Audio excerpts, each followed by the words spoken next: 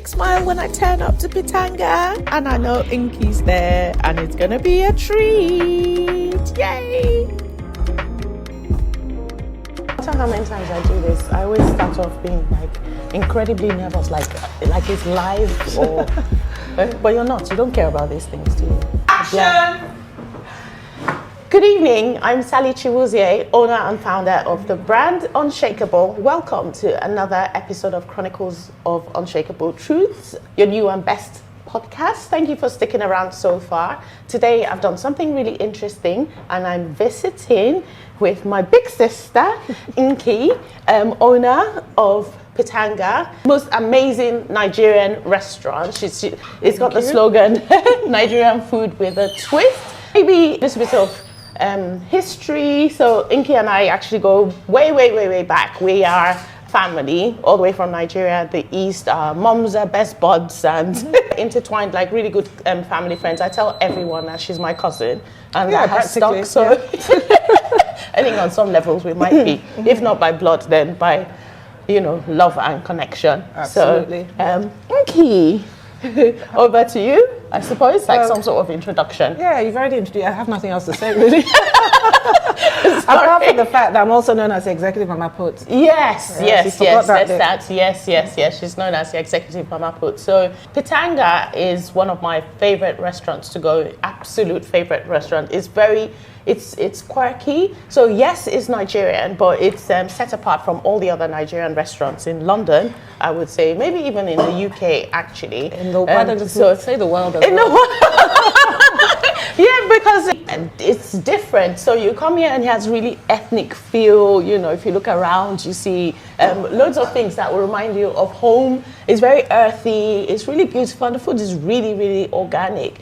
So I suppose keeping in line with the podcast and the spirit of the podcast, which is always about being unshakable. I'm here, by the way, because I've obviously identified you as an unshakable woman, Nky. And Nky has always supported the brand. She's obviously, she's rocking the merch. I had to do her special for her, Brand ambassador. Yeah. With the Nigerian flag. I think I just wanted to talk a little bit to Nky, hear from her what she thinks it means to be unshakable, especially with regards to running an establishment such as this, and so successfully as well, if I might add.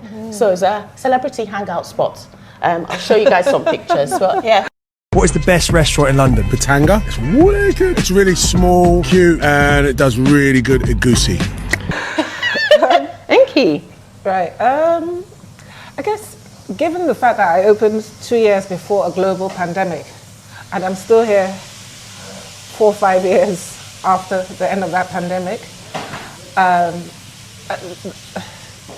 you can probably say I'm a bit unshakable. Maybe just a little bit unshakable. I don't think a little bit. I think very. It takes a lot of courage. Yeah. Don't sell yourself short, please. But also, restaurants are notoriously the hardest industry. So most restaurants fail within, I can't remember what the numbers are, because I never wanted to know, fail within X number of years, I think 2 years. So yeah, it's really not the easiest thing. And like I said, we then had the pandemic, which was a nightmare, which everyone remembers what it was like with But what was that like for you particularly, and the business? It must have been a bit discouraging. No, it was, because basically we were just locked down like that. Although, to be honest, I knew it was coming. I could feel it because of what was happening in other countries. So by the time Boris said we had to close, that same day, he literally closed everybody down. I was already packed up. I knew it was a Friday. So, and then we were at home for 3 months. But I was really busy actually, because everybody, I guess because nobody had anything to do, they kept eating. And so they kept ordering food from me. So I was actually really busy, but I was cooking from home. And in some ways, I know it was a tragic time, but in some ways it was good for me, because it made me do some things in a different way. Okay. Because I was by myself. I didn't have my kitchen crew. So I made some changes, and we just carried on with those changes. But also, I was very paranoid about the virus, because nobody knew how the virus worked. You would hear it was jumping and blah, blah, blah. So when people ordered food from me, I was almost manic in the way I packed it. So I would wrap it with foil, then Okay. put it in a bag, then put it in a box. Oh my goodness. Nobody was getting Yeah, COVID nobody was off getting your COVID food. from my food. But that foil I was using, which was industrial foil, it turns out it keeps the food really hot. So we still do that for our delivery food, our delivery items. So we still do Yeah. that. Obviously, I'm not using all those layers of protection anymore. Also, during that time, a lot of, I remember one, I think she's a Facebook friend, I don't remember who it exactly was, but she phoned me, she'd been ordering food and she said, I'm sick of proper food, can I have a platter? Okay. And so that was the birth of my platters. Okay. Which obviously have become more, the very first platters, they look so sad compared to what I do now because they became more extravagant. So yeah. So, what They're else? very pretty, though. Yeah, so they are you very look at the pretty. pattern, you almost don't want to eat the food because it just looks so beautiful. So then after that, we went back to work.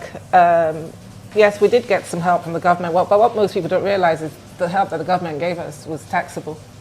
Oh. It was seen as income. I know, exactly. Anyway, That's a bit mean. that's what I thought. But we're not here to diss the Yeah, to government, diss but the government, still, but why yeah, did it you do that? Yeah, it was I was shocked when my accountant told me. So yeah, that was another wahala. Then after that, we had the tomato crisis. No tomatoes to be bought, and the wholesale price tripled. Like That happened with eggs as well, right? At some point. but it's I worse don't, for tomatoes. it's worse for me for tomatoes. Tomatoes, peppers is worse for me because I use those every day. Eggs we don't use so much. So I don't eat eggs, so I didn't really notice the eggs, to be honest. I noticed. Yeah. Yeah. But the tomato was a big. So imagine you go to bed one day and I think they were about £12.50 for 5 kilos, and then I went to order the next day. And I thought, what? And because we're ordering it in the evening, I thought the wholesaler had made a mistake. So I didn't order it. I thought I'm going to speak to them in the morning and say, have you made a mistake? How can you selling them for like 20? It was £25.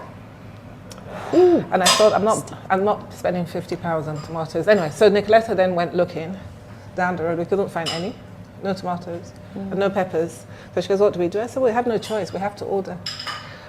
It had gone up to £28.50. Ooh. Can you imagine? Just by a few hours. And of course, they never really quite dropped down, and we couldn't suddenly double our prices. And then there was the oil prices as well, the vegetable oil. That one tripled. Then we had cost of living crisis.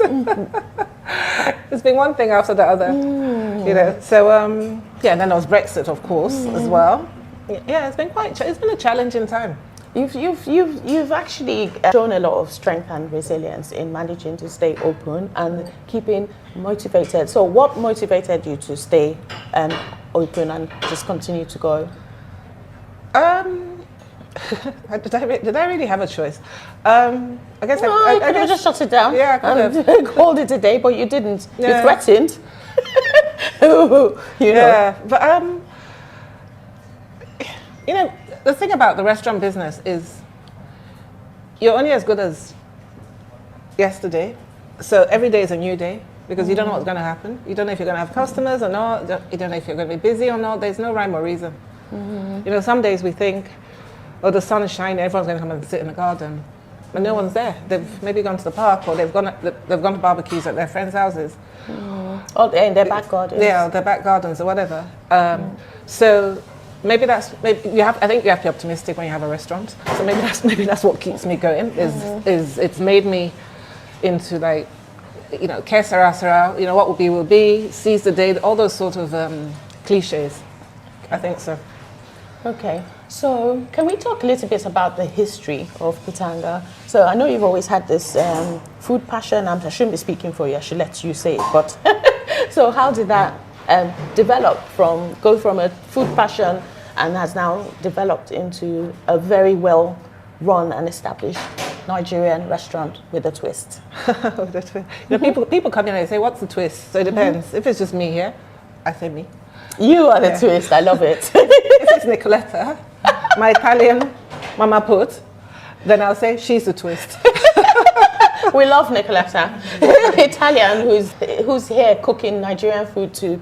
Now actually perfect at it as well. Yeah, so, but last week somebody thought she was Jamaican. What? How?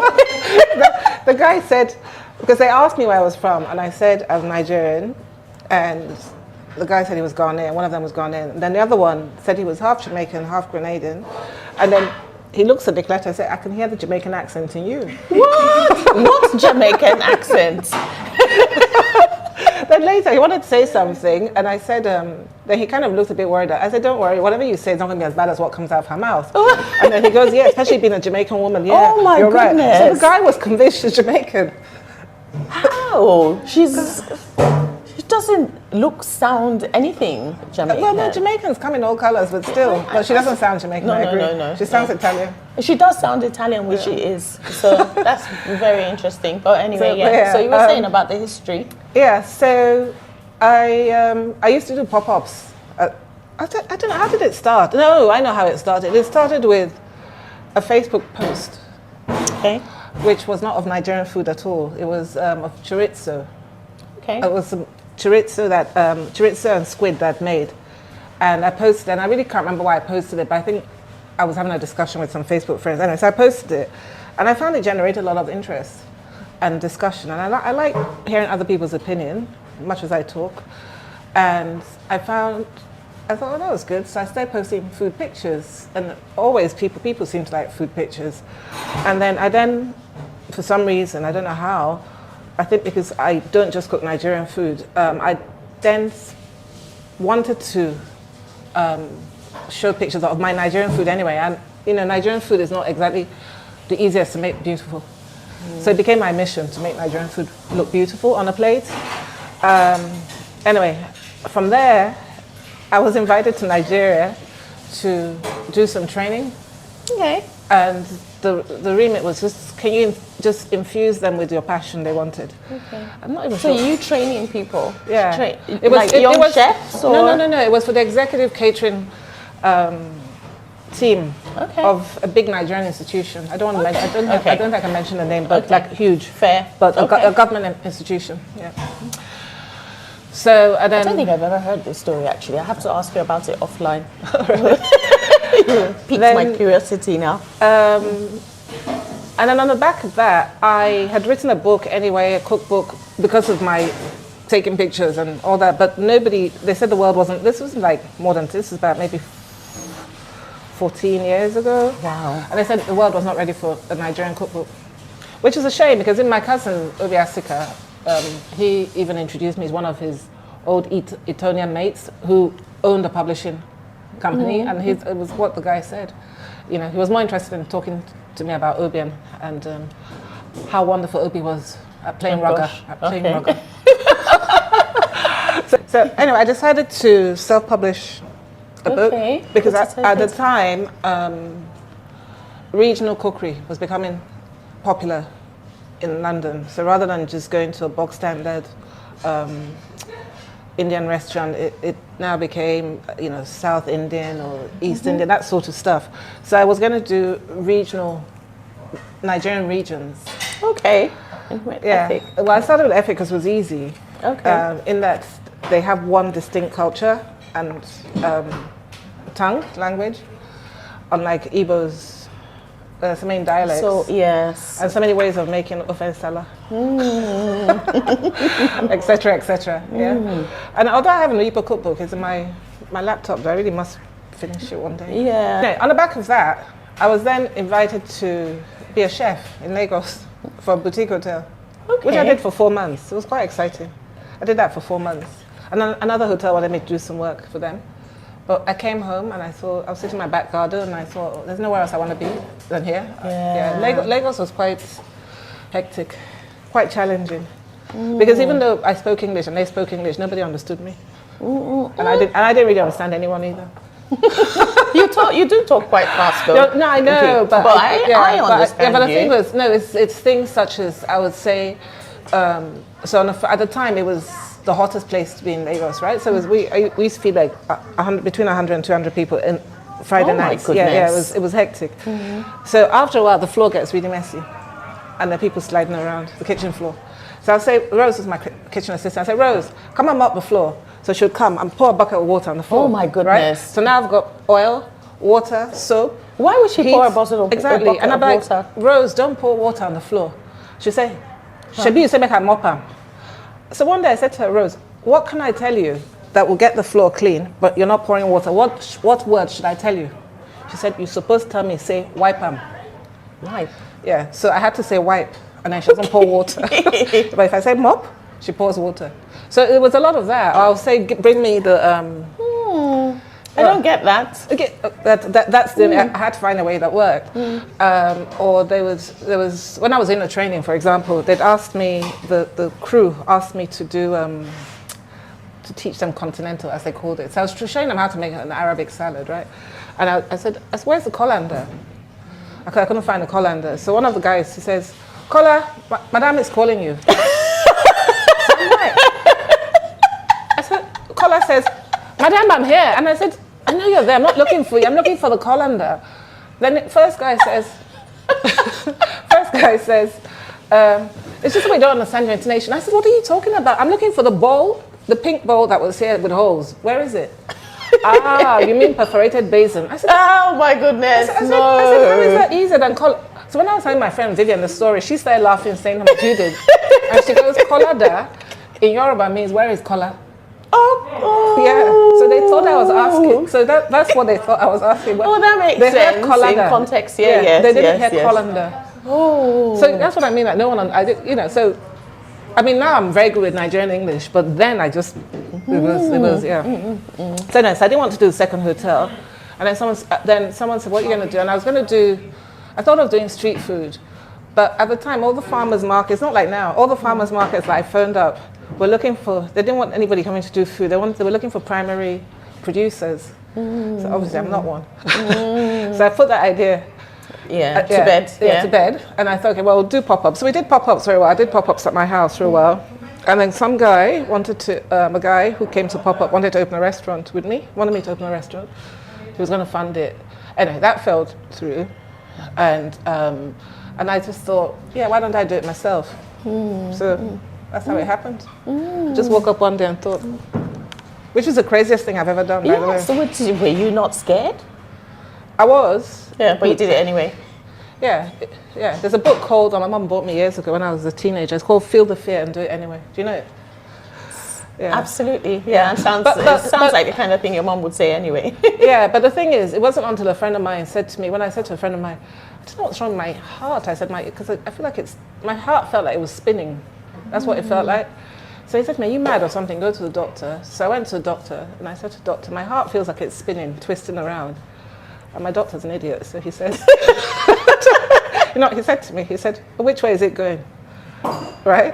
I said, clockwise is it or clockwise or anti-clockwise? No way. So I said to him, well, at this moment, I went like that. I said, shut up. I realized he was winding me up. But the whole time he was asking me, he took my hand. I'm thinking, what's this man doing? He was like this. And I thought, bloody pervert. But he was actually, he was taking my pulse. Okay. And he said to me, you've got anxiety. Oh. I know, that's how he diagnosed it. Okay. So he put me on beta blockers. I couldn't breathe. I was actually Googling how to breathe. That's how bad it was. Gosh. Was it thoughts about Pitanga or just because when I took this place, it was, Nicoletta will tell you, it was a mess. Huh? Even Akosa said when he came to look at it, he thought, what has she done to herself? It was a mess. You can't imagine the amount of work. I had to do everything. And each time the builders, they'll take up floor, there's a leak, there's I wouldn't be able to cope with that myself. Yeah, that was and I was so scared I was going to run out of money and blah, blah, blah, which, to be honest, I did. I literally opened with, in fact, Osita called me and said, okay, what kind of rice do you want me to buy for you? Literally, people like contributing for me to open up. So yeah, it was bad. But when the first month finished, I was going to go back to the doctor, and I said to myself, no, just learn how to breathe. So I had to take a little, just try and slow down. Deep breath. Yeah. Okay. And did it subside? Yeah. I mean, every now and then it happens again. But I know when it's happening because spins. Yeah. Clockwise or anti-clockwise. Exactly. And it's generally clockwise, it feels like. Yeah, but it's weird. It's just how it feels. So, but because I know what it is now, it doesn't, it doesn't bother you. How did you get that on the first day? So what was it like? The first opening day. The door. That was scary. Very first time ever to customers. It's I didn't open the door till I think maybe 2 o'clock that day. I was too scared. Really? I've been here since 10 in the morning and I just didn't want to. And the thing was, some really nice friends. They're people are really good.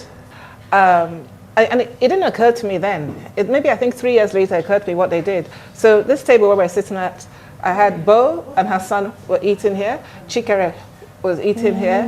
And Ojiaga was there with his 4 children. And then, my God, they almost finished his money. At some point, I said to them, please stop ordering, pity your daddy. Because I don't know how many breakfasts they had, right? And it was years later, it occurred to me that they all came that day. It was when, when was it? They all came that day to make sure that I wouldn't be empty. And I thought I was so thoughtful of them. But anyway, apart from them, I remember there was a Somali guy, he came in and he wanted coffee. And I think obviously I was taught how to make coffee, but I was panicking, because it was my first ever with a machine. And so I made the latte for him. And I remember that the cup felt quite light. And I thought, so I gave it to him anyway. And he was a bit shocked, I think. And then, he paid me £3. And then one day I saw him, and he always would wave and wave and wave. And then one day I thought, oh my God, that's the guy I gave that coffee to him the first day. So I went up to him, I said to him, sorry, I just realized, this is maybe a year later, I clicked who he was. I said to him, I made you that cup of coffee, and it was really bad. He said, no, it was really nice, just there wasn't a lot of it. Did you give him like espresso size? I don't know what I did in the cup. I don't know what I did. I think I gave him a lot of foam. Yes, yeah. That's so funny. So I think you've depended on, or maybe not depended on, or somehow managed to get quite a lot of support from your friends. So you must have some really good people around you. Yeah, I always say I've got the best Facebook friends, because it's not just my real friends, it's also people I've never met, and I may never meet them. Even now. So when was it? A few months ago, I had a phone call saying they wanted to order food for someone's wife, her friend's wife, and the friend was in Lagos, blah, blah, blah. So he knew exactly what he wanted a carnivore platter.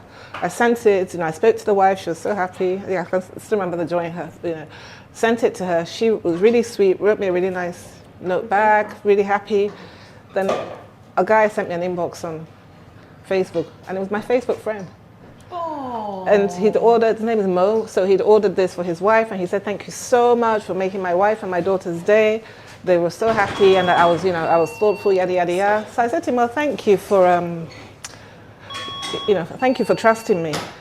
And a couple of days later, he wrote, they took some rice and Nkwobi back for him to Lagos. Oh. So he was really happy. Yeah, he was really happy that he got to taste my food. But I thought that, and he's hoping to come in December. So if he comes, then I should mind you, December is almost finished.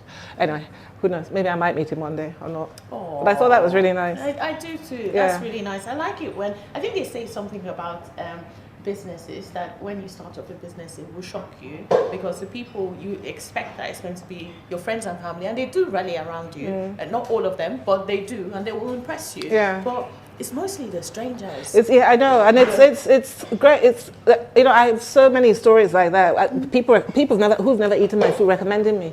But I think also it helped that I do my Pitanga Chronicles, which you mean the stories? The stories Facebook? on Facebook, yeah. You should totally publish. Yeah, I will. Short stories, because they're so interesting. But I think, and it started because, with a spinning heart, and one of the worst days of my restaurant life was the day I was open. We used to open at 10, so from 10 till 5. You know how much money I made? £2. Yeah, a cup of tea, and they made a mess.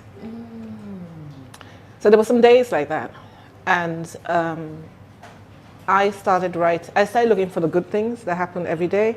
So I used to write hashtag nice things that happen today, just to make myself feel happy. So it's like a journal, but you're publishing it on Facebook. But also, I said to myself, in a year's time, I can look back and compare. And then, did you? Yeah, Facebook Memories reminds you anyway. Of course. And then and then I found out people actually enjoyed reading it. So then it became longer. Then it now became, stories about my day rather than just the nice things. See, I don't know, so it was good, bad. So, and then because also some of the building work was also on Facebook, so people saw the transformation. Not No, it was later. I didn't show anybody the build. Later, I put the pictures. So I think people just think it's been part of their lives for so long, for 7 years, so they feel part of it. Yeah. They're invested. I do. I certainly feel part of it. Yeah, so they're invested in it because they've seen and heard the stories. Also, because I think it's not a massive restaurant, and it's easy to get intimate. So it's easy to learn that there's Nicoletta, for example, and look forward to hearing stories about what mischief Nicoletta has got up to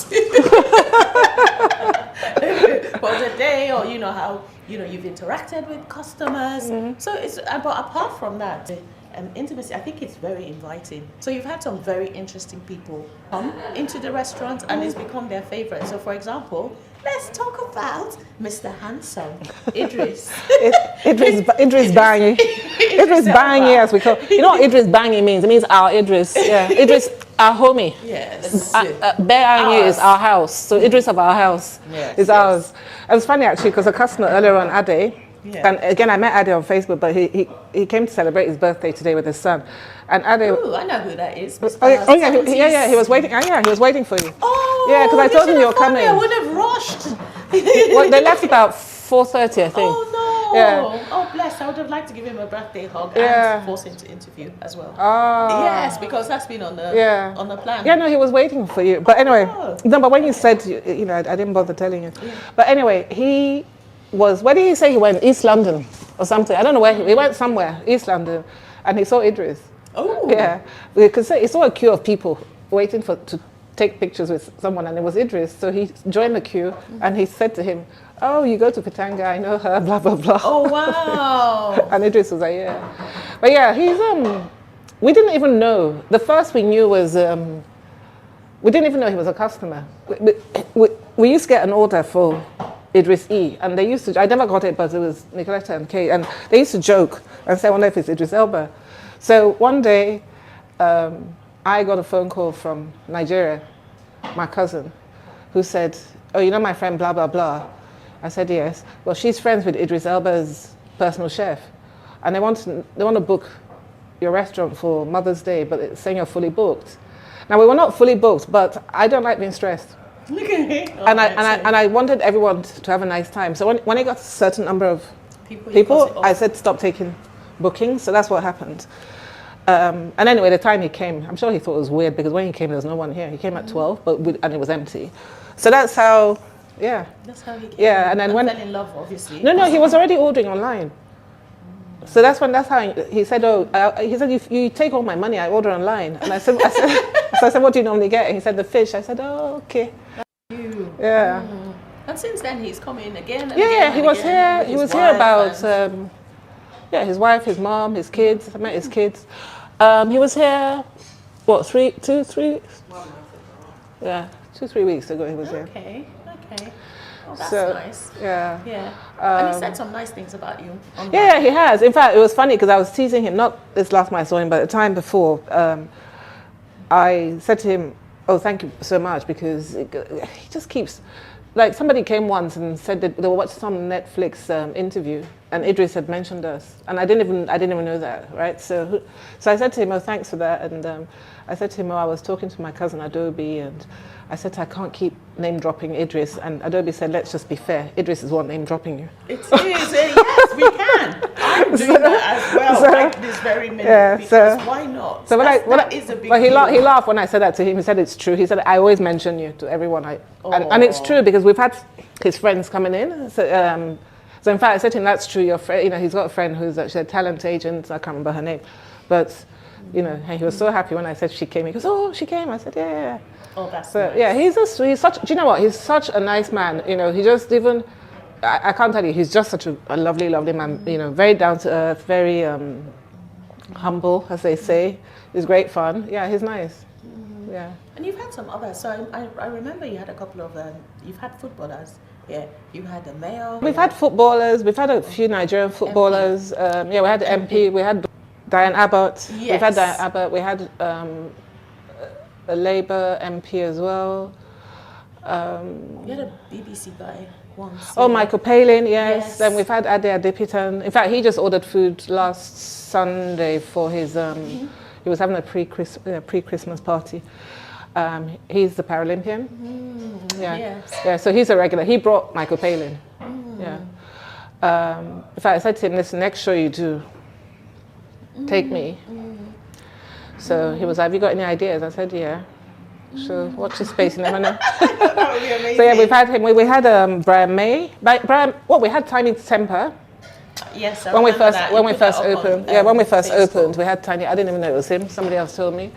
Who else we had? Of course, we've had Nigerian celebs, a lot of Nigerian celebs as well, designers,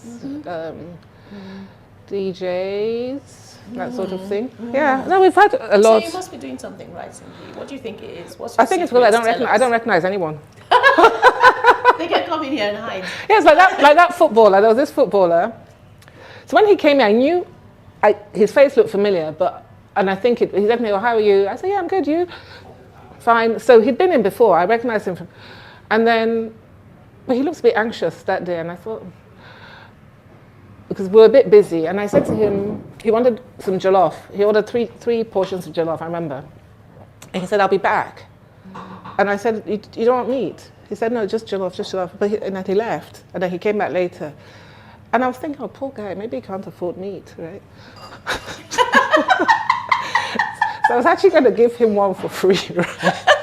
Then I remembered that we've not been very busy recently. I better save my money. Your goodwill. So later, when Nicleta sent me a message and she said, did this guy come in? I said, yeah. She said, her daughter's boyfriend, who was working for us at the time, recognized him.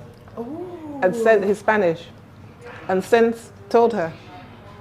And it was Chelsea. The guy plays for Chelsea and plays for England, right? Yes. And there's me wanting to give him money. He should give you money. He should give us money. And I think he was Chelsea's top scorer. I can't remember his name, but he's got blonde hair. So he's a black guy with blonde hair. His sister plays football as well. Can you imagine? So yes, I'm useless. I think maybe that's why. I don't think it's just because, you don't recognize everyone. I think it's because there's something about the food. Like you said, Nigerian food with a twist. The twist isn't you or Nicoletta. The food is how organic it is how much love you put into it and attention. And people can see that. You can taste it in the food. Well, we don't use commercial stock cubes. We don't. The twist is with how organic your food is and how good and how much effort you put into making sure it's the right ingredients to put into. So none of the commercial additives or whatnot that gets put into No, basically food. I cook. Like I say to people, I cook like your grandma would have cooked. So I'm not. I don't use commercial stock cubes. And we use really good quality ingredients. So I mean that is the key, because if you're buying, I'm not buying cheap meat because I have to eat it as well. I'm conscious of what goes into my body, right? Yes. So I'm not going to cook separately for myself and separately for my customers. I eat the same food. So if we're not buying cheap meat, we don't have to smother it with artificial flavors, or the flavor comes from the ingredients itself. So I'm very careful about what supplies I use and what ingredients we put in, and we just do long, slow, old-fashioned cooking. And that's where a lot of the flavor comes from. From just like if you're cooking stew and you're cooking it for a long time, the tomatoes being caramelized. For instance, making stew, because sometimes we have quite a lot of non-Nigerian customers as well. So they'll say, what's in a stew? And literally there's 3 things in a stew, right? It's onions, tomatoes, and red bell peppers, and then, 3 things plus oil, and then salt, and chili, whatever. But 3 main ingredients. And we cook it very long and slow. So that helps, with the flavor. Because if you're cooking it long and slow, the natural sweetness from the ingredients comes out. Does that make sense? Yeah. So I feel, people say to me, it's not that I have anything against stock cubes, but I feel like that most popular one, the one which I'm not going to mention the name, the most popular one, I feel it makes everything taste the same. And maybe because I don't use it, so I can taste it, and I'm just like, my God. So it doesn't matter whether you're cooking with. So I'll give you an example. A while ago, we went to my mum's cousin's house, and the wife asked what we wanted to eat. Anyway, cut long story short, we all went for the bitter leaf soup. Ofonubu. Ofonubu, yeah. And I was so disappointed that that stock cube overwhelmed the ogili. Oh, yeah. I could taste that more than I could taste the ogili. I think, my God, how much did she put in here? You know? Did you say anything? No, I'm not rude.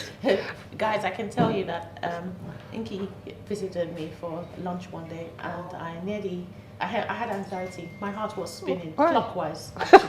So, because I was thinking, I can't use these stock cubes. She's going to taste them. What am I going to put into this fish? I was tying myself up in knots about it. So when she said to me, "Oh, this is delicious," I thought, "Phew, thank God." I think it's funny. People, hardly anyone cooks for me anymore. Actually, so it's quite. No, because we can't outdo you. We can't keep up. It's always going to taste like rubbish food compared to the stuff you put together, because it's so beautifully put together. It's not just the way it looks; it's the taste. So I'm sitting here waiting for my yam porridge. I always have that. Have you ordered it? Yeah. Okay. Yeah, immediate. Yeah. Okay. So that's what I'm having today, and that's my favorite. Obviously there's a suya with a difference. So it's very healthy looking suya. It's very But suya is healthy looking it's grilled meat, and the thing is, I think the problem is, a lot of Nigerian restaurants say they're using like tough meat to make suya, right? We use steak. And that's what they use in Nigeria, because when you buy suya in Nigeria, you're not going like that, are you? It's actually, you just eat it. But here, oh my God, I think I've only ever ordered suya once from a Nigerian restaurant, and that was it. Yeah, it's a little bit. It's quite chewy, very chewy, and it's because one, they're not cutting it the right way, and then secondly, it's the cut of meat they're using. I mean, I've bought suya here, and it was like basically like they boiled the meat and then fried it or something. I don't know what they did, So yeah. Yeah. So you've also had a lot of events here as well. So loads of events actually, not a couple. But the favorite one I wanted to talk a little bit about, and this is obviously me being biased because it had to do with my friends, was a trendy book club. At one time, like quite early on in Pitanga, remember when Nky and was it Precious? And Daffy, but that was what did they say? It was a book club. It was more like, let's have breakfast at Pitanga. And Exactly. They called it a book club. Yeah, they did, but they never discussed books. They discussed everything apart from books, and then they'll take selfies. These people are, and then one day a proper book club came actually. Okay. Yeah. But they didn't come to have a book club meeting here. What they came to do was eat. Okay. And because they were reading a Nigerian book, one of Chimamanda's books. Okay. So they wanted to order food that they had, and I thought it was quite cute. From the book, they'd seen in the book to taste it. Yeah. Oh, yeah. That's actually really That's nice. Yeah. And I've had a few like that, So I said to Nky, I phoned her, I said, a proper book club came yesterday. I was like, shut up. But yeah, it's always interesting why people come. When I say people, it's newbies. Okay, the couple we just saw going out, she's been in before, so obviously she brought her, I don't know who he is to her, but anyway, she brought her friend or brother or whatever. That it's so when non-Nigerians come, it's changed a lot now, but in the beginning there was things because of like the book club. Then there was a lot of I'm talking about before COVID, right? There was a lot of Afrobeats influence. So I follow Davido. Davido eats egusi soup. I heard Davido talking about egusi soups, and somebody told me that. So he came to eat egusi.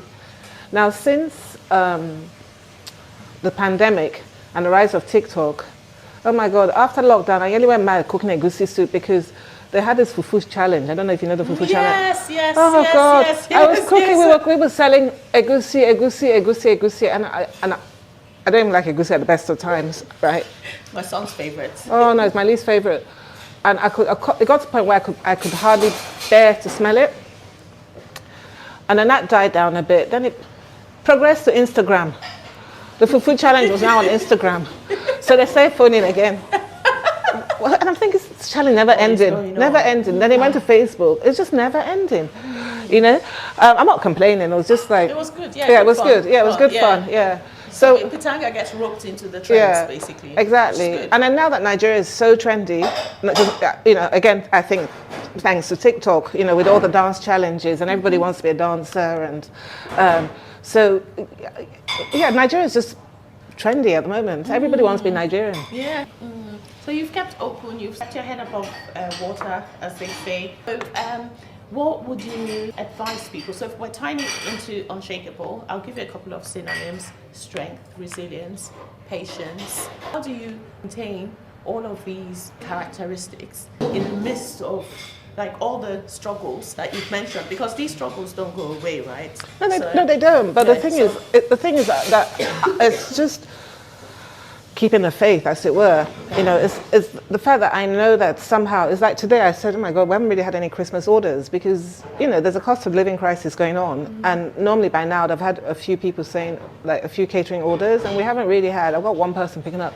And I was saying that, and then my phone rang, and it was a lady who ordered last year, and she's ordered again, you know, which is nice. She's not Nigerian, but I think her grandson's half Nigerian. So she's having a get together, and you know, so it's a nice order we've got. Sure, more will come like that, you know. And so somehow, something good always happens. Somehow, So you have to keep believing. Yeah, that's what I said. You know, it's. I think the key, if you want to have a restaurant and not go crazy, you just have to treat every day like it's a new day, which it is, and hope for the best. Hope for the best. Good things. In fact, well, I mean, my God, at least 2 or 3 bad things have happened today, including my fridge, my main prep fridge. Yeah. So it's on the blink. It's just annoying because it's not even a year old. I bought it this year. I bought it a few months. I bought it in the summer, and this will be the second time I'm calling them out. So I think I'm going to say, look, come and take your fridge and give me a brand new one, because it's going to take days to be fixed. So, but what can we do? You know? So we've tied in, you know, gratitude, keeping a positive mindset as well. And I think I have one final question before we wrap up, which is, what makes Unshakable Nky happy? What makes me happy? Yeah. Feeding people. Clearly. You know, there's no bigger, I always say to people, there's no bigger ego boost than empty plates, right? And I get that so many times a day. That's what my head is like this.